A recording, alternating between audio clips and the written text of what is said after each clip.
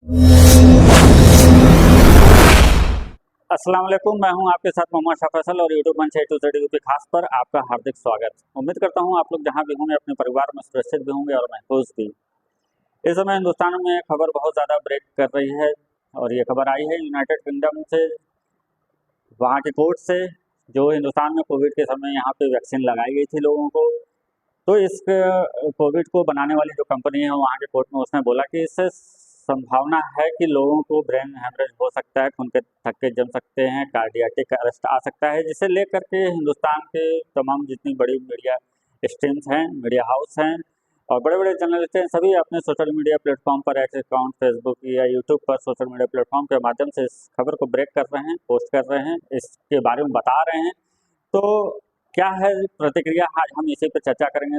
Lallan top ने अपने YouTube community से पोस्ट किया था, आज हम उस पोस्ट को जो है कि पढ़ के आपको बताते हैं।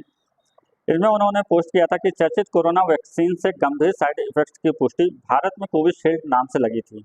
लल्लन टॉप ने अपने यूट्यूब के कम्युनिटी पोस्ट से उन्होंने ये पोस्ट किया था कि चर्चित कोरोना वैक्सीन से गंभीर साइड इफेक्ट की पुष्टि भारत में कोविशील्ड नाम से लगी थी।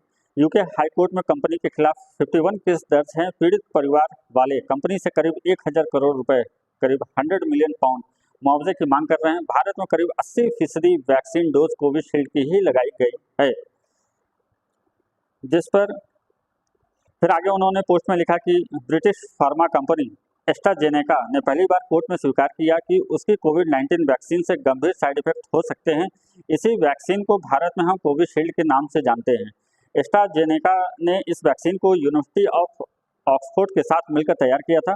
वैक्सीन लेने के बाद मौत, ब्लड क्लॉटिंग और दूसरी गंभीर दिक्कतों के कारण एस्ट्राजेनेका कानूनी कार्रवाई का सामना कर रही है। कई परिवारों ने आरोप लगाया है कि वैक्सीन के कारण गंभीर साइड इफेक्ट हुए हैं। आगे उन्होंने पोस्ट में लिखा कि ब्रिटिश अखबार द टेलीग्राफ ने कोर्ट के दस्तावेजों के हवाले से एक रिपोर्ट तैयार की है। इसके मुताबिक एस्ट्राजेनेका के खिलाफ पहला केस जेमी स्कॉट नाम के व्यक्ति ने दर्ज करवाया था। अप्रैल 2021 में एस्ट्राजेनेका की वैक्सीन लेने के बाद से वे स्थायी रूप से ब्रेन इंजरी का शिकार हो गए। वैक्सीन लेने के बाद वो काम नहीं कर पाए। जेमी की हालत ऐसी थी कि अस्पताल ने उस दौरान उनकी पत्नी को 3 बार कॉल करके बताया कि उनके पति मरने वाले हैं। जेमी को TTS, thrombosis with thrombocytopenia syndrome नाम का गंभीर साइड इफेक्ट हुआ। इससे लोगों के दिमाग में खून के थक्के, ब्लड क्लॉट्स बन जाते हैं और प्लेटलेट्स की संख्या कम हो जाती है। रिपोर्ट के मुताबिक एस्ट्राजेनेका ने इस साल फरवरी में ही कोर्ट में डॉक्यूमेंट जमा किया। इसी में बताया कि इसकी कोविड वैक्सीन से कुछ मामलों में TTS हो सकता है। यूके हाईकोर्ट में कंपनी के खिलाफ 51 केस दर्ज हैं।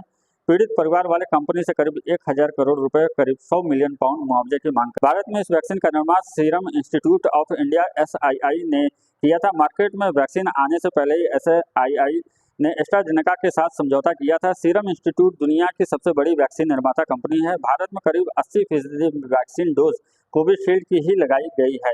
और इन्हीं सब के बीच में अखिलेश यादव का एक वीडियो वायरल हो रहा है, जिसमें उन्होंने, जब ये कोविशील्ड लगाया गया था तब उन्होंने ये बात बोली थी कि मुझे भाजपा की वैक्सीन पर भरोसा नहीं है और उन्होंने ये कोविशील्ड नहीं लगाया था। देखें अखिलेश यादव का ये वीडियो। देखिए, मैं तो नहीं लगवाऊंगा अभी वैक्सीन, मैंने अपनी बात कह दी। और वो भी बीजेपी लगाएगी, उसका भरोसा करूंगा मैं? अरे जाओ भाई, अरे अपनी सरकार आएगी, सबको फ्री वैक्सीन लगेगी। हम बीजेपी का वैक्सीन नहीं लगवा सकते। तो वहीं दूसरी तरफ कर्नाटक से भाजपा के सहयोगी दल JDS के प्रत्याशी प्रज्वल रेवन्ना के ऊपर भी एक गंभीर आरोप लगा हुआ है। कर्नाटक पुलिस ने उनके यहाँ से एक पेनड्राइव बरामद किया है, और इनको लेकर के तमाम मीडिया अब ये सवाल उठा रहा है कि जब वो प्रत्याशी थे और जब कर्नाटक पुलिस ने उनके घर दबिश दिया और उनके ऊपर FIR हुई थी और उसके बाद से वो जर्मनी कैसे एकाएक भागे या उनको भगाया गया, तमाम चर्चाएं ज़रूर पर हैं और देखना है आगे क्या जांच में निकल करके आता है। अब इस तरह की खबरें भारतीय जनता पार्टी को किस तरह से बैकफुट पर ढकेल रही है और मोदी जी के लिए यह चुनाव कितना मुश्किल होता जा रहा है, ये अब तो आने वाला समय ही बताएगा। फिलहाल आज के लिए इतना ही, तब तक के लिए दीजिए हमें इजाज़त। नमस्कार।